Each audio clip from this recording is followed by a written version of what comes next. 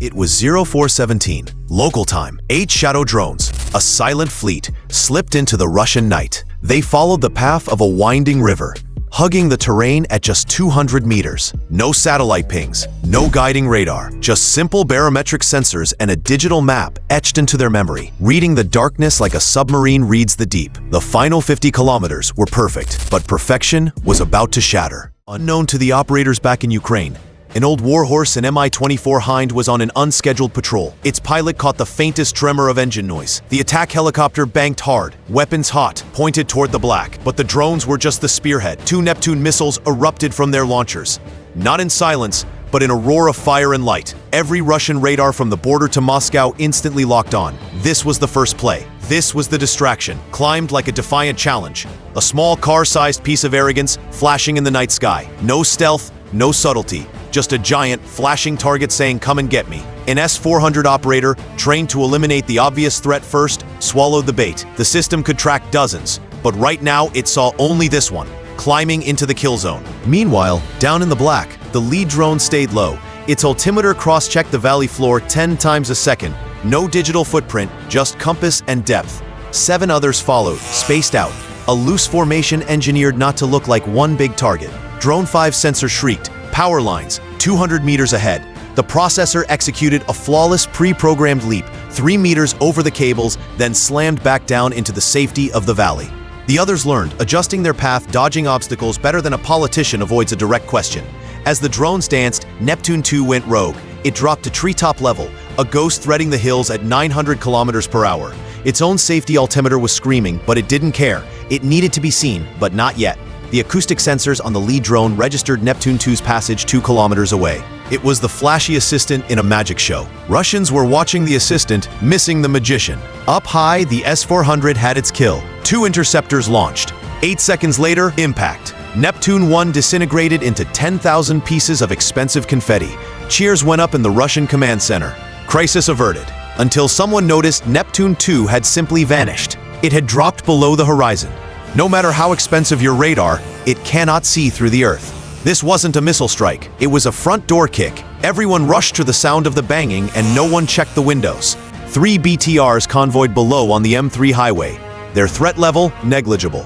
But one soldier stepped out for a moment of peace and heard it, the distinctive, angry buzz of a lawnmower overhead. He grabbed his radio. Multiple low-flying aircraft, northeast. Within 30 seconds, 8 contacts were confirmed, vectoring toward the pipeline station. The drones scattered into evasion patterns. 3 played the decoys, staying high and obvious. The MI-24 infrared camera instantly went white, helicopter exhaust. 8 kilometers behind and closing. Simple math. Hind speed 280, drone speed 150. Intercept in 3.7 minutes. Target time, 9 minutes. This was a race to the finish. Right on cue, Neptune 2 pulled up from the deck, climbing hard toward 5,000 feet. Alarms screamed across 3 provinces. But why expose itself now? Just 10 kilometers from the facility, because it wasn't aiming for the facility. The MI-24 Hind emerged. The pilot was an Afghan war veteran, dragged out of retirement. The gunner, trained on simulators, was about to learn that real drones don't respawn. They had their orders. Go delete whatever's buzzing around out there. The gunner squinted through the optical sight. No thermal vision, just his strange human eyes against the dim light. His chin-mounted 12.7mm turret was slave to his helmet. Where he looked, the gun pointed. Great for a tank, useless for a suitcase darting through the haze. The Hind fired its Yakbi Gatling. 4,000 rounds per minute. A torrent of tracers into empty air. The problem wasn't the helicopter's speed, it was physics. The drone zipped across the reticle faster than the turret could swivel. The gunner was always a half second too late. 3 rounds found drone 2. More luck than skill. The feed went dead. Wreckage tumbled into a field, 1 down.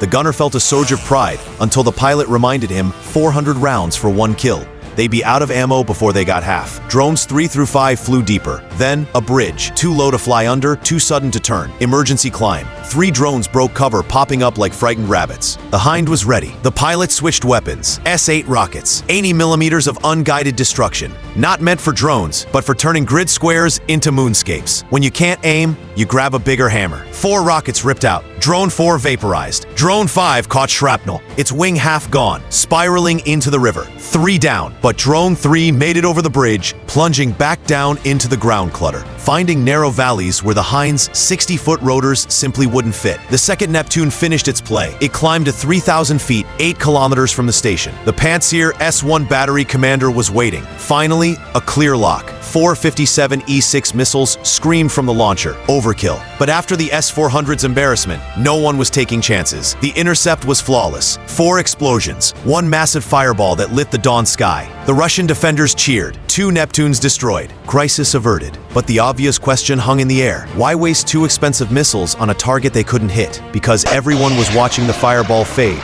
satisfied with their superior air defense. This was the moment. Drones 6, 7, and 8 approached from the north, following railroad tracks at 50 meters, completely invisible. Every sensor was pointed south, watching the beautiful explosion. But one sensor was not. A second MI-24 rose from behind the trees. Its pilot did something clever. He killed the searchlight and switched to infrared, scanning for the faint warmth of the drone motors against the cooling ground. The silhouettes suddenly became perfect targets. The gunner opened up. This crew was better trained. Controlled bursts. Drone 6 took hits, losing altitude but flying on. Drone 7 banked hard, random evasions every 3 seconds. The chopper followed, narrowing its focus and ignoring Drone 8, which continued straight toward the tank farm. 2 helicopters, 3 drones. Someone was getting through. The final trap. 4 Russian soldiers positioned themselves on rooftops, each carrying an IGLA-S MANPADS, a shoulder-fired missile with a dual-band infrared seeker. A jet engine runs at 600 degrees Celsius, an MI-24 at 400 degrees Celsius. Even a Cessna glows at 300 degrees Celsius. The IGLA could spot them all. But Drone 3, closing fast, ran on a tiny piston engine maybe 80 degrees Celsius above ambient. The missile needed a 3-degree differential to lock. It was showing 2. The soldier fired, hoping for a miracle. The missile launched, searched for heat, found nothing, and went stupid. It arced into the sky like a $120,000 bottle rocket, crashing into the forest. It was like trying to use a heat-seeking missile on an ice cube. One soldier got lucky. His missile's proximity fuse detected something at 15 meters. The warhead exploded. Tungsten fragments peppered Drone 8's starboard wing, punching through the composite like cardboard. The drone became a wobbling wreck, losing altitude, but still flying. Meanwhile, Drone 1, boring, obvious, and utterly forgotten, reached the main transformer substation, its warhead armed. Being forgotten, it turned out, was the perfect strategy. The Zu-23 crews on the ground opened fire blind, shooting at the sound. It was like trying to hit a bat with a tennis racket in a dark room.